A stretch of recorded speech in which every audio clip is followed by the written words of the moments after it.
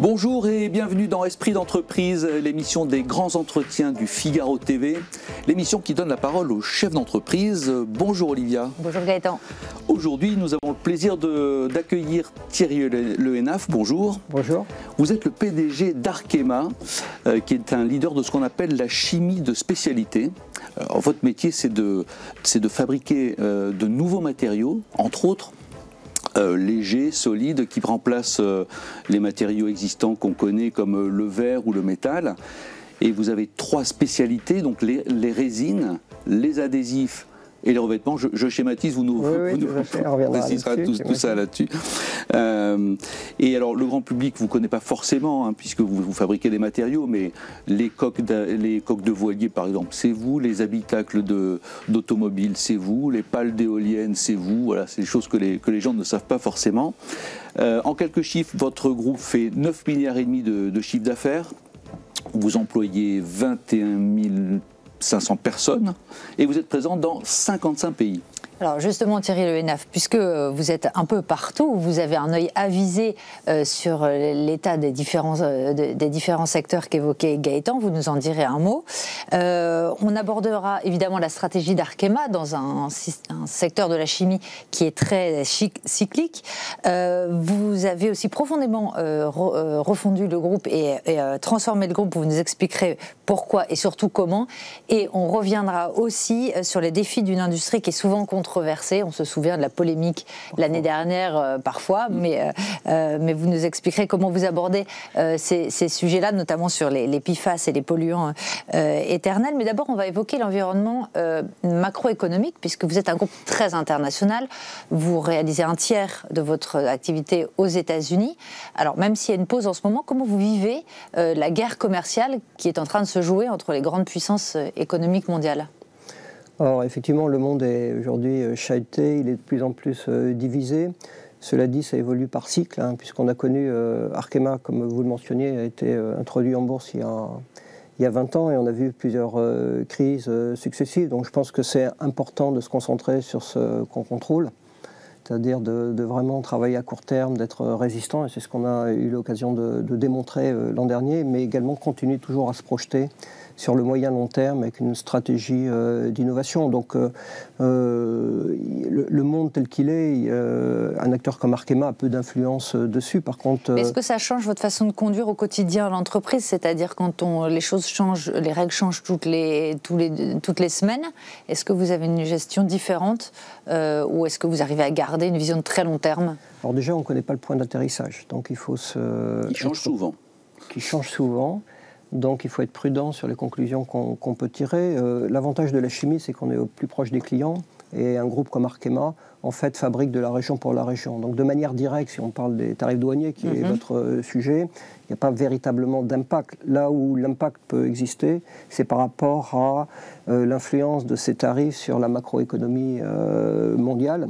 Et là, c'est donc extrêmement important d'être très agile, d'avoir des équipes qui sont très centrées sur le court terme, sur le terrain, mais toujours dans une vision long terme d'innovation. C'est-à-dire qu'il ne faut pas remettre en cause la stratégie à cause de cela, bien au contraire, continuer à accélérer, puis c'est ce qui permettra à l'entreprise derrière de ressortir de ce type d'environnement encore plus forte qu'elle n'était avant. C'est ce qu'on a démontré pour le Covid. Mais on est un peu dans une bataille politique. On voit bien que Donald Trump est en train de changer d'essayer de changer tous les grands équilibres. Et d'ailleurs, le président de la République, le ministre des Finances, enfin le ministre de l'économie en France, demande aux entreprises très internationales, comme la vôtre par exemple, de faire preuve de patriotisme, de dire bon, c'est pas le moment d'investir. C'est pas le moment de faire du zèle en investissant aux États-Unis. Qu'est-ce que ça vous inspire, ça? Est-ce que c'est quelque chose que vous pouvez entendre ou vous pensez que c'est pas le sujet?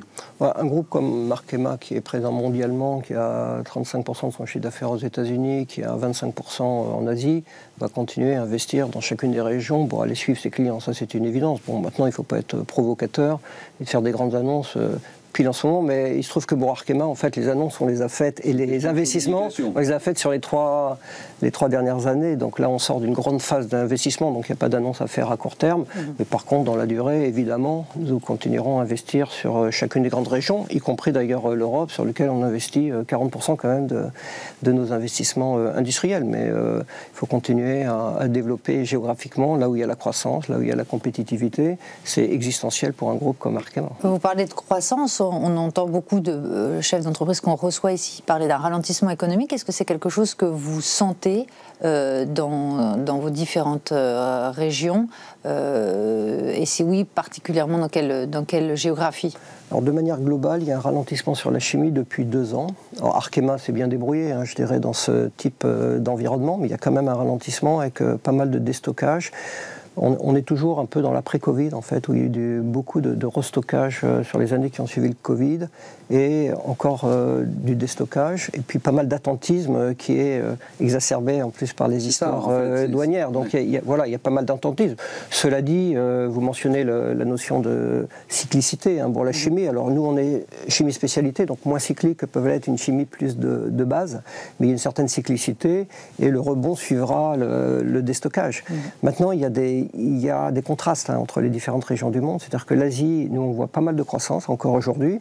Alors vous me direz, c'est peut-être au détriment de... Donc il n'y a pas de surcapacité là-bas en termes de capacité de production? En Asie, il y a des capacités, voire des surcapacités, ça c'est clair. Mais en tout cas, nous, on voit de la croissance là où on est. On a pas mal d'unités de production en Asie, et ces unités sont bien chargées aujourd'hui. En revanche, sur l'Europe et sur les États-Unis, on voit une demande qui est très atone. Et alors, puisqu'on parle de l'Asie et de la guerre commerciale, il y a des gens qui agitent le danger d'un afflux de produits chinois, notamment, qui seraient donc détournés des États-Unis vers l'Europe. Est-ce que ça, c'est quelque chose qui vous préoccupe? Est-ce que ça peut vous concerner? Est-ce que c'est un danger auquel vous croyez? Alors, l'avantage et l'inconvénient de la chimie, c'est qu'on est un observateur très affûté de ce qui se passe dans le monde, mais depuis des années. Et en fait, la Chine, il faut quand même savoir que la chimie, la part de la Chine dans la chimie en 1980, c'était 4%. Aujourd'hui, c'est 40%. Donc, pour nous, la Chine, ce n'est pas un sujet récent, mais c'est à la fois une zone de concurrence, c'est-à-dire qu'on voit des concurrents chinois qui exportent vers l'Europe, et ça, c'est à l'Europe de trouver des réponses, mais c'est également un marché qui est très important domestique, avec des nouveaux concurrents qui ont émergé, mais la part du gâteau, pour les chimistes mondiaux, comme les Arkema, a beaucoup augmenté avec l'émergence de la Chine. Donc on a vraiment les deux volets. C'est difficile de penser à avoir un gâteau plus important et de ne pas avoir de nouveaux concurrents. Par contre, il faut que l'Europe sache répondre à l'afflux d'un certain nombre de...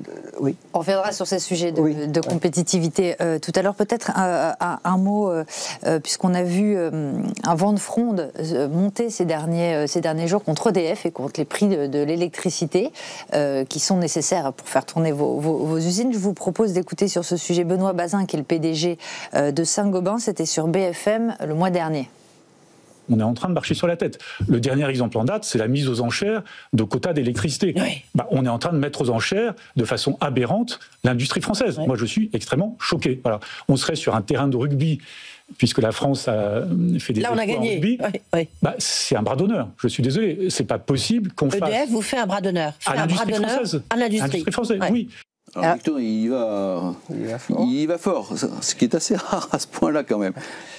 Non, c'est vrai que le sujet de l'électricité est un sujet qui dure maintenant depuis très longtemps, sur lequel on espérait tous, en tant qu'électro-intensifs, des solutions plus rapides.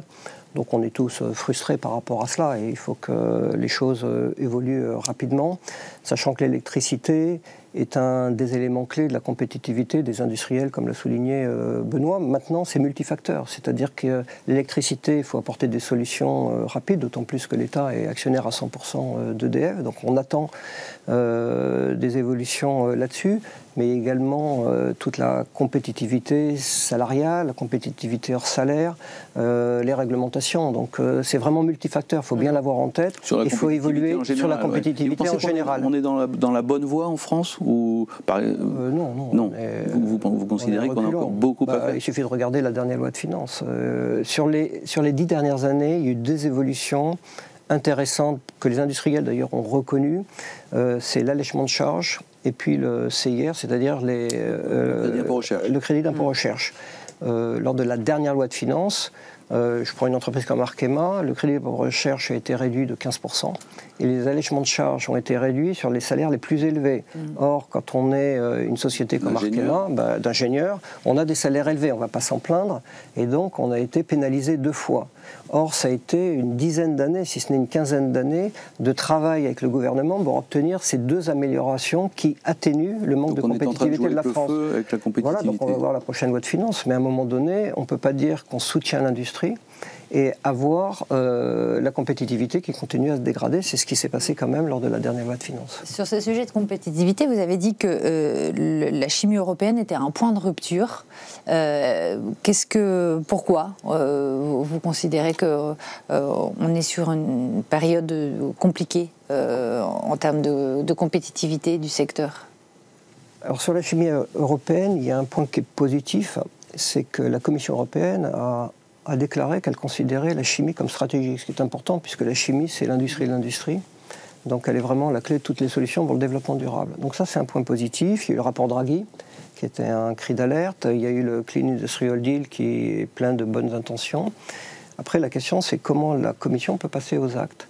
Et qu'est-ce qu'il faut changer justement dans la législation à Bruxelles? Il y a un premier point qui est les réglementations. Sur la chimie européenne, il y a à peu près 1000 normes et réglementations qui sévissent aujourd'hui. Donc on demande non seulement une pause, mais un allègement, une simplification. Oui. Mais en même temps, alors c'est là où la Commission est parfois schizophrène, c'est qu'en même temps, on est en train de travailler au niveau des services de la Commission sur la deuxième phase du règlement REACH, qui est la réglementation en fait des produits chimiques. Alors le premier avait coûté très très cher, sans doute nécessaire, on l'a accepté, on l'a mis en place, mais il y a une deuxième phase qui arrive qui va coûter autant. Et c'est là où on dit, si on veut réduire encore le poids de l'industrie chimique dans l'Europe, on ne peut pas s'y prendre de meilleure façon. Et là, vous jouez à armes inégales avec la concurrence étrangère. En fait, il y a une réglementation assez contraignante en Europe, mais par exemple les Chinois dont on parlait tout à l'heure, eux... Non, mais les Chinois, l'erreur, ça serait de penser que la Chine n'est pas intéressée par le développement durable. Bien au contraire, il y a des réglementations parfois qui sont plus strictes, mais il y en a moins. Elles sont souvent plus pragmatiques. Mais les différentes couches de réglementation qui ont été mises en place en Europe au fil du temps sont tout simplement trop importantes. Alors concrètement, par exemple, qu'est-ce qu'il faudrait changer? Est-ce qu'il y a une mesure particulière qu'il faudrait changer? Comme il y a 1000 réglementations, il faut vraiment changer pour désosser 1000 feuilles, il faut quand même regarder tout ça en détail. Mais on ne peut pas citer une, c'est vraiment plusieurs. Mais déjà, si on pouvait mettre entre parenthèses la deuxième phase de REACH, je pense que ça serait une bonne mesure, se donner le temps de regarder la réglementation, d'alléger vraiment, et après de repartir de l'avant. Alors la chimie, quand même, à l'image d'une industrie polluante, c'est un peu vrai quand même, non, enfin c'était très vrai au moment où on a créé Arkema, il y a 20 ans, ça l'est quand même un peu moins. C'est une industrie qui a fait énormément de progrès, que ce soit dans le domaine, vous parlez de la pollution, mais commençons par la sécurité. C'est une des industries qui est vraiment au top en termes de sécurité par rapport à d'autres industries. Au niveau de l'empreinte environnementale, il y a eu d'énormes progrès. Et c'est une industrie qui est vraiment la clé de voûte de la souveraineté nationale en termes de développement durable. Donc c'est vraiment une industrie moderne, c'est ça qu'il faut dire. C'est une industrie traditionnelle mais moderne. Quand vous parlez de batterie, par exemple, il n'y a pas de batterie sans chimie. Quand vous parlez d'éoliennes, il n'y a pas d'éoliennes sans chimie. Quand vous parlez d'allègements qui permettent à des automobiles de consommer moins, vous ne pouvez pas le faire sans chimie. Donc la chimie est vraiment au cœur de toutes les solutions pour le développement durable. En fait, Ce sont les nouveaux matériaux. D'ailleurs, c'est toute la stratégie d'Arkema sur la science des matériaux. Il y a une demande exponentielle en matériaux, et c'est ce qui a fait toute la croissance d'Arkema, qui a su doubler de taille entre 2006 et aujourd'hui. Il y a eu de grands débats l'année dernière sur les PFAS, donc les polluants éternels. Depuis 3 ans à peu près. Qui, en fait, leur composition les rend presque indestructibles. C'est ce qu'on leur demande. Voilà, c'est ce qu'on leur demande. Mais ils sont accusés d'être mauvais pour la santé. Est-ce que c'est pas normal de protéger aussi les consommateurs bien sûr. Et est-ce qu'on peut s'en passer surtout? Mais soyons clairs, on n'est pas contre la réglementation, bien au contraire, on préfère des réglementations et d'ailleurs l'ensemble des sites... Alors on voit qu'on en voit partout. Hein, oui, alors on s'est aperçu que le sujet des PFAS était un sujet extrêmement large, qui va bien au-delà de l'industrie chimique, et donc il y a de plus en plus d'articles. Il se trouve qu'Arkema, sur son site lyonnais, avait été...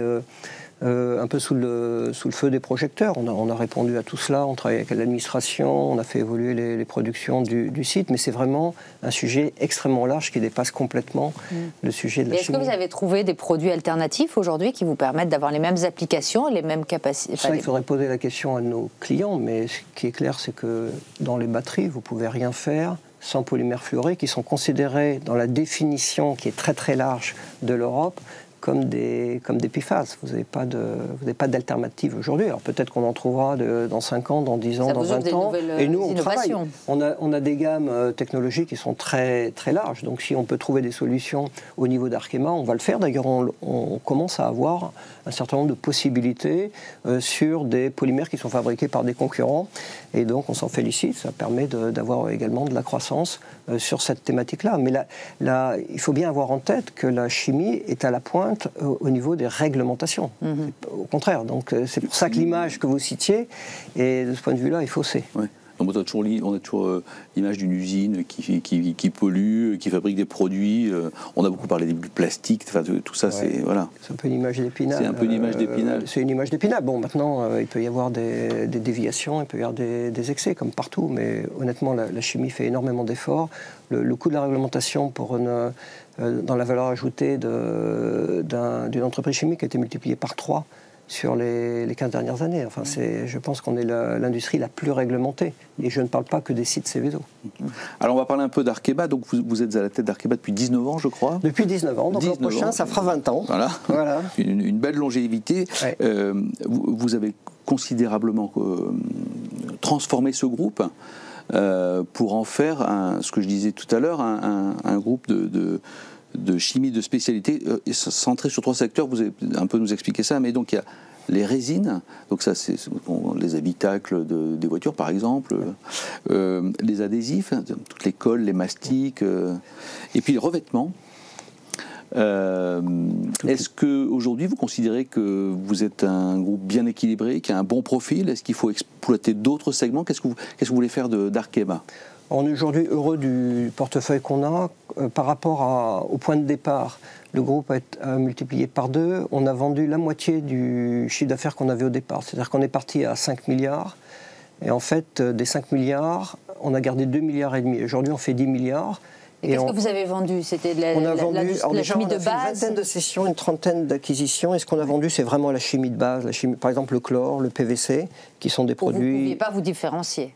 Oui, et puis plus cyclique, pour reprendre un de vos termes, plus cyclique, moins rentable. On essayait vraiment... En fait, le concept d'Arkema depuis le départ, il n'a pas bougé. C'est la chimie des matériaux de spécialité, la haute performance, l'innovation pour les solutions au développement durable. C'est là où on voit de la croissance, c'est là où on a des technologies, et c'est vraiment quelque chose qui nous inspire. D'accord. Vous dites grandi par croissance externe, vous avez fait beaucoup d'acquisitions ces dernières années.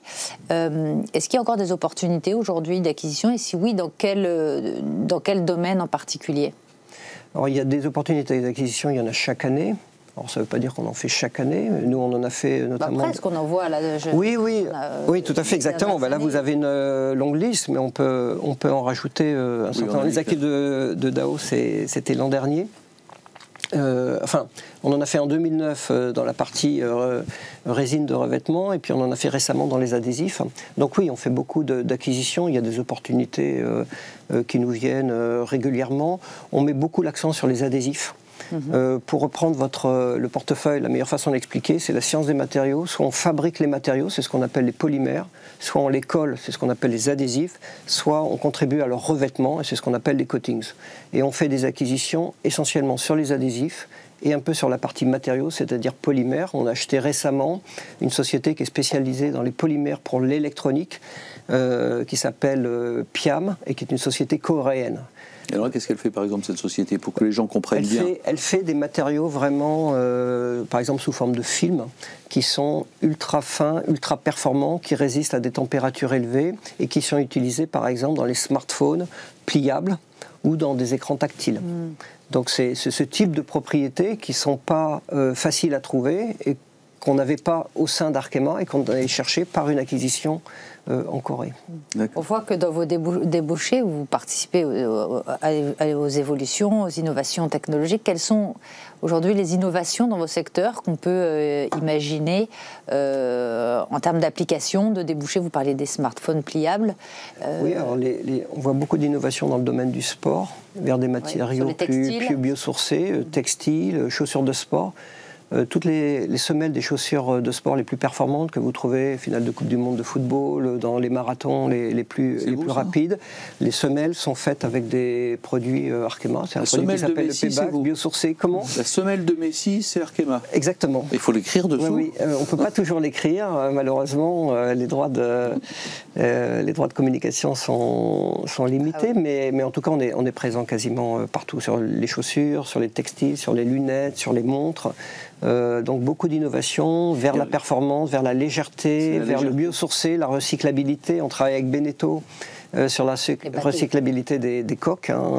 Voilà, on est vraiment présent. On est un allié de l'écologie, en fait, la chimie. Alors je disais vous fabriquez des pales d'éoliennes. Alors on ne fabrique pas les pales d'éoliennes, on fabrique la résine qui est utilisée dans les pales d'éoliennes, qui permet une recyclabilité totale des pales d'éoliennes. On dit que c'est un gros problème justement de recycler les pales d'éoliennes. Bien sûr, oui, puisque en fait aujourd'hui, les pales d'éoliennes ont des durées à peu près de 30 ans, et lorsqu'elles arrivent en fin de vie, on les broie et on met ça sous terre. Ah bon? Donc, oui, puisque c'est pas recyclable, donc il faut bien s'en débarrasser. Et donc, grâce aux résines d'Arkema, vous pouvez imaginer un procédé qui est complètement différent, où vous pouvez vraiment les recycler. On les fond en quelque sorte? Oui, et puis vous pouvez réutiliser de manière infinie ce polymère. Alors, peut-être un mot sur vos salariés, puisque vous avez beaucoup grossi, beaucoup embauché. Aujourd'hui, on voit que la jeune génération veulent des entreprises glamour, écologiques, travailler dans des entreprises qui aient du sens. Est-ce que c'est facile de recruter aujourd'hui quand on est dans la chimie qui, alors peut-être à tort ou à raison, mais a toujours cette image pas forcément très glamour ou écolo qu'attendent les jeunes générations? Alors déjà, il faut savoir qu'une entreprise comme Arkema renouvelle 10% de ses effectifs chaque année. Ça représente combien d'emplois? Plus de 2500 emplois chaque année dans le monde. Et donc ça veut dire qu'on est obligé d'embaucher beaucoup et qu'on y arrive. Donc clairement, il y a une vraie attractivité aujourd'hui de la chimie pour les raisons que j'ai citées, c'est-à-dire qu'on a vraiment cette possibilité d'impacter positivement la société par les solutions qu'on apporte sur le développement durable. Et ça, vous arrivez à le faire passer aux gens? Exactement. C'est-à-dire que moi, quand je discute avec des salariés récents qui sont arrivés chez Arkema, je leur dis « mais pourquoi vous êtes arrivés chez Arkema, comment ça s'est passé, etc. Qu'est-ce qui vous plaît? Il y a deux aspects. Il y a un aspect de stratégie d'innovation vers le développement durable. Et le deuxième aspect qu'ils ont plus découvert après, mais qu'ils ont senti lors des entretiens d'embauche, c'est la culture d'Arkema, qui est une culture très humaine, à la fois exigeante, mais où la solidarité, il n'y a pas de politique. C'est vraiment l'ADN d'Arkema depuis le début. On s'est construit comme cela, un peu comme une start-up qui met l'accent sur sa culture dès le départ. Et on n'a jamais dérogé là-dessus. Et ça plaît beaucoup. Donc on recrute. Alors après, il y a des pays où c'est plus difficile. Aux États-Unis, c'est plus difficile de recruter qu'en France, puisque la main-d'œuvre est extrêmement tendue. Mais après, on est comme tout le monde. On va parler un peu de vous, Thierry Le Hénaff. Je disais, vous dirigez l'entreprise depuis 19 ans. Oui. Alors, il y a deux façons de voir les choses. Cette longévité, c'est la preuve d'un succès et d'une stabilité qui participe au succès de l'entreprise, ou un jour il faut savoir passer la main, et puis les dirigeants qui sont là trop longtemps. Alors, 19 ans à la tête d'une entreprise, c'est bien? Oui, enfin dans mon cas, il faut demander à mes actionnaires en tout cas, mais oui, c'est un groupe qui même dans les, je commence à parler anglais, même dans les 3 dernières années a encore énormément évolué, a fait des acquisitions, c'est un groupe qui est en constante dynamique. Par contre, effectivement, c'est important de savoir s'entourer. En fait, on a renouvelé plusieurs fois le comité exécutif, renouvelé les équipes dirigeantes, renouvelé le conseil d'administration au fur et à mesure. Donc c'est une entreprise qui a un grand vécu. Alors c'est vrai que moi je suis un point stable, c'est pas mal d'avoir aussi des points stables dans un monde qui bouge énormément. Bon, après, tout aura une fin à un moment donné, mais en tout cas, l'entreprise est vraiment en pleine bourre et pleine évolution. Vous voyagez toujours autant. Le Covid a marqué souvent une rupture dans les entreprises où on se disait, bon, on n'est pas obligé d'aller aux 4 coins du monde tous les mois. Ouais, ça a repris. Très honnêtement, c'est très peu. Ouais, ça a repris. On est présent, vous le disiez, dans 55 pays, donc vous êtes obligé vraiment d'être proche des employés, proche des clients. Donc on se partage avec l'équipe de management, mais on a vraiment la France, c'est 7% du chiffre d'affaires, donc il y a 93% qu'il faut aller chercher ailleurs de France. Alors, vous êtes un grand amateur de musique classique, si nous sommes bien informés. Est-ce que... C'est vrai. En quoi ça change votre façon de manager? Est-ce que ça influe votre façon de manager au quotidien, dans les besoins de sérénité, peut-être qu'on a dans les temps agités qu'on connaît? Est-ce que c'est un lien, vous faites un lien entre ces deux activités? Je dirais de manière générale, je pense que c'est important d'avoir une vie équilibrée. Si vous voulez être performant dans votre métier, notamment le métier dirigeant sur lequel il y a une forte pression. Donc la musique classique, comme le sport, m'apporte cela. Et je pense que pour être innovant et créatif, il faut penser à autre chose. En fait, moi je me suis toujours aperçu que quand vous êtes tout le temps en train de penser à la même chose, vous perdez votre créativité, votre innovation. Ça reboucle peut-être après avec les 19 ans, etc. Je pense qu'il faut rester jeune dans sa tête. Et je pense que oui, effectivement, moi j'aime beaucoup le piano, même si j'aurais aimé être plus talentueux. Mais en tout cas, j'aime beaucoup le piano, j'aime beaucoup le sport, et ça me permet de m'évader, de m'échapper. Et je pense que c'est important pour être équilibré dans son management. Et qu'est-ce que vous feriez à nouveau ou de différent si vous aviez 20 ans aujourd'hui? La question, c'est est-ce que si j'avais 20 ans avec à peu près le même... Et que vous n'aviez pas une carrière chez Arkema, qu'est-ce que votre rêve absolu, ça aurait été de faire quoi? Non, mais je rebondis sur le piano, par exemple. Ça dépend si vous revenez à 20 ans, mais vous êtes beaucoup plus doué. Donc là, vous pouvez dire, j'aurais aimé être pianiste. Vous avez exactement le même type de force et de faiblesse. Dans ce cas-là, c'est vrai que ma force est plutôt ingénieur. J'aime beaucoup l'innovation, j'aime beaucoup...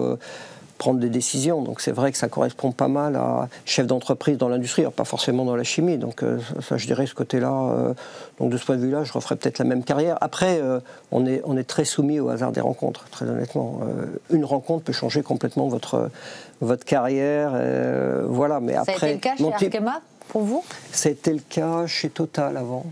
Où c'est là où vraiment ça m'a donné le goût de l'industrie. Donc après, ça s'est poursuivi chez Arkema, mais je pense que cette période, quand vous commencez à avoir 30 ans, est quand même très charnière dans votre...